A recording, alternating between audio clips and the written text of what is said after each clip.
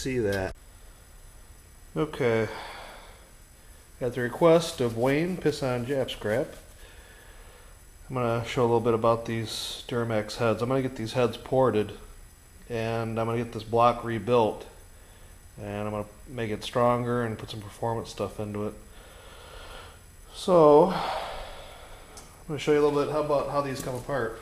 It's a two-piece valve cover.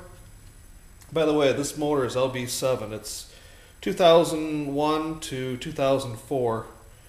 Not to be confused with the 2004 and a half, because that's a different motor. Okay, two-piece valve cover. I've already taken all the bolts out. Top part comes off. Once you've taken off, it has holes in the cover. That's where your injector nozzles hook up onto the injectors, which are buried under the valve cover. Once you get that off, then you have to undo your injector harnesses that go through the valve cover. Once you've got those off, then you can take the rest of the bolts out of the lower part of the valve cover, and you take that valve cover off, or the lower valve cover I should say. Then, in this case, we're removing the head. Otherwise, if you just had to do injectors, you could just take the injectors out. And to do that, this is a return fuel rail, and it's screwed onto each injector right here. And I've only got one injector in here because I had these pretty much done, and then I told Wayne I was going to do a video on it. But so they're just banjo bolts. Just take them out, and then your return fuel line comes off. Okay, then you're down to the rocker assembly, and there should be push rods in each one of these, but I've already got them removed. I'm not going to put them back in, but I'm sure you could use your imagination. And there's supposed to be bridges underneath these rocker arms. Those are removed right now also. Let's see if I can get a better look at this here for you.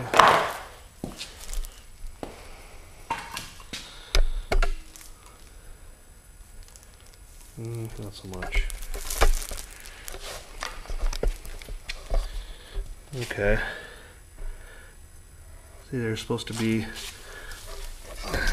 there's 2 valves per cylinder for intake and exhaust, so there's supposed to be a bridge across these 2 valves, and the one rocker arm pushes both valves. I've got the bridges out right now. And that's where the injector usually goes. And where is it? There it is. This is the injector. This is where the nozzle hooks on through the valve cover. And that's the return fuel line fitting right there. Pretty large injectors. These are actually larger than the LLY and the LBZ and so on and so on. They actually made the injectors smaller. But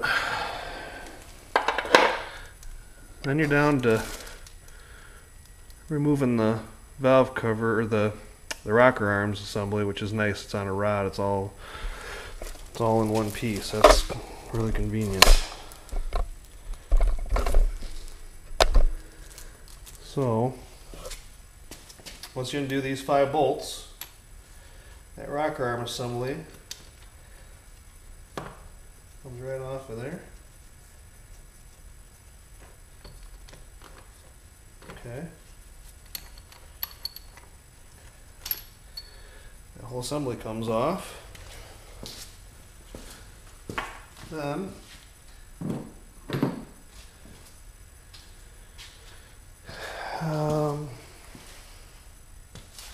I want to show you how these injector sleeves, these use wet liners or injector sleeves.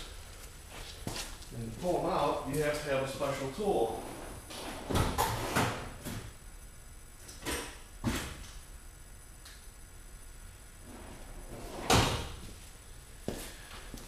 I'll show you.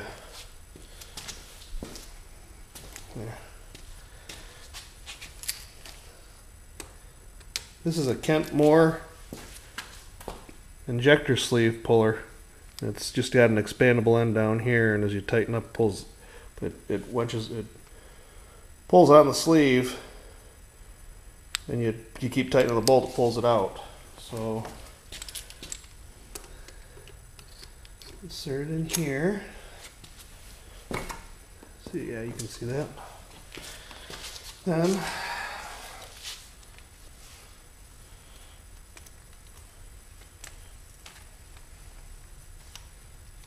quit turning on me. To get rich. Okay, now we're back. Alright. Was the operator didn't know how to use the tool. Okay, I don't know if you can see how that's split. Yeah.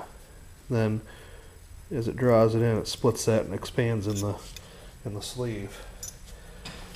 So you have to stick the expander part in there first and make sure it's bottomed out all the way. Run this nut down.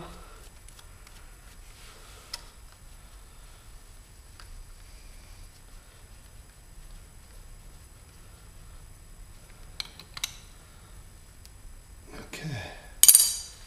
Put this sleeve over this.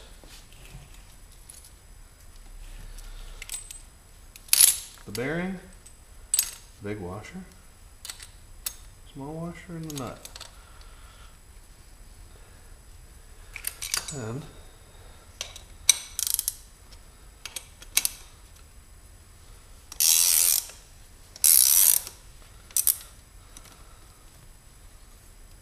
okay.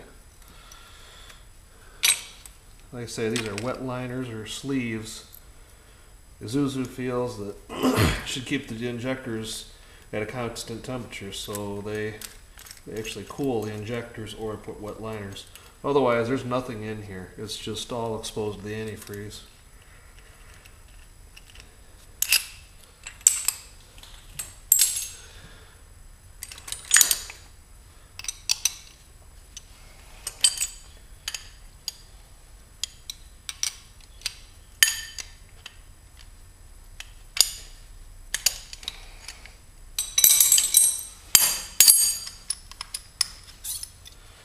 And that is the sleeve. Double O-ring on the top. They rely on high heat red Loctite to seal the bottom of the nozzle and the cylinder. That's where the red is. Oh. They use these expandable or crush copper washers in the sleeve to seal the injector. And that's how that sleeve comes out. And I've got one more sleeve to pull, and then we'll pull the head off and show you guys what's hiding underneath. Okay, I pulled all the remaining bolts that were just stuck in the head, basically. Got the sleeves out of both sides, so now we're sleeveless. The head's loose. Oh, I want to show you one other thing. What keeps the injector in the head? Creeper. Creeper.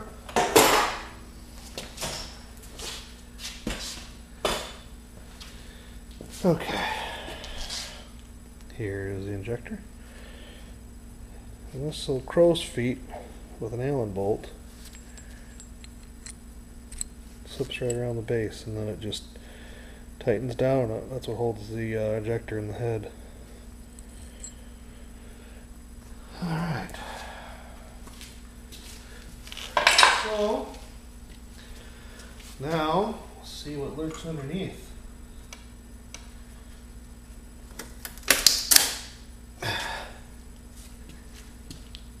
It's a head.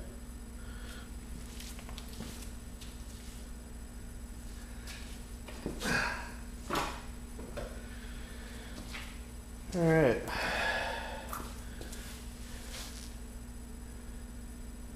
Huh.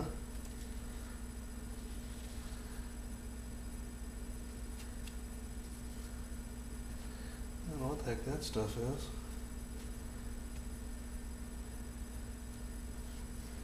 Must have been dried antifreeze because the head gasket was leaking on this motor.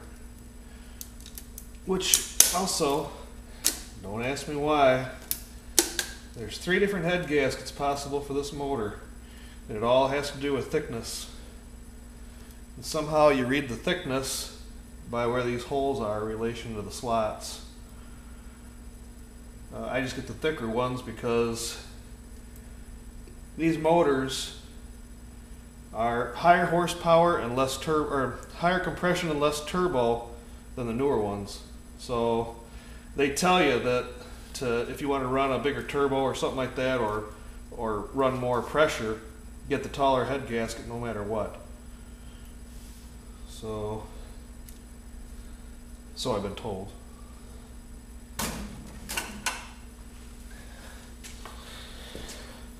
I'll take you guys off of here and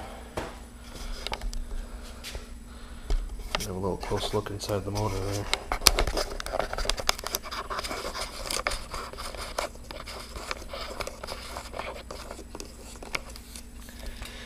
Okay.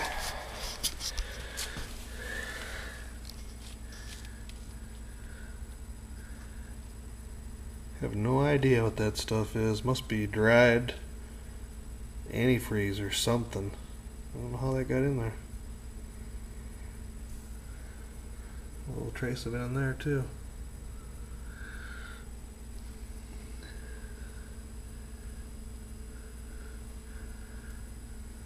Well, that's about it. Still trying to find a good place to get this rebuilt. Man, there's a lot of meat there. Look at that. I can really bore this over. By the way, it really wasn't, to the best of my knowledge, I don't know how that stuff got in there. I don't know if that's bugs built something in there. This motor's been sitting out here for over a year. But, yeah, it's gonna put some more horsepower in this because it didn't have enough. But I gotta yank the other head, and I've already got a guy that's gonna port the heads. He's the same guy that ported the heads on that white truck. So, oh, one more thing I was gonna do.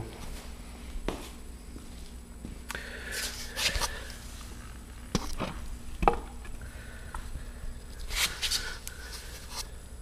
don't know if you can see that. See how much of that? See how much of that is not being used for exhaust? These ports can be opened up so much. Yeah, you get a little bit better picture there. See that?